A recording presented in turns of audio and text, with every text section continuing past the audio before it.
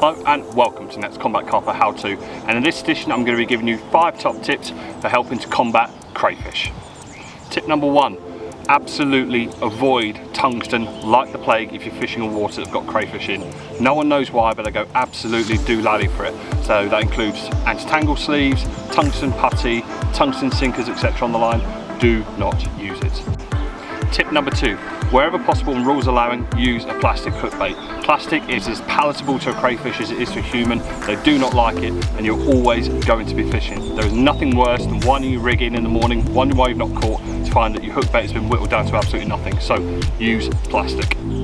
Tip number 3, where possible, try to use a wafter presentation. A pop-up presentation to a crayfish is like a beacon and they just home in on it, grab it, pull it down and start mauling with it. Where I use a wafter presentation, I've found that my hook points seem to get blunted over a lot less and the rig tangled a lot less when there are crayfish in the water.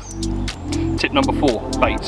Where possible, use as much particle as you can. Things like fishy boilies are just going to absolutely draw the crayfish in, so you want to have plenty of maize, sweet corn, hemp, buckwheat and tigers in your mix that the crayfish find a lot harder to deal with, and you have a lot more bait on your spot for the duration of your session. Tip number 5, do not be afraid to recast often. Doesn't matter how much you try and avoid the crays and put all of these measures into practice, you are still going to have your rig picked up by the crays and moved around. And there's nothing worse to find that even with the plastic hook bait it's been tangled around or that your hook's been blunted over. So don't be afraid to recast regularly and keep your rigs in tip-top condition.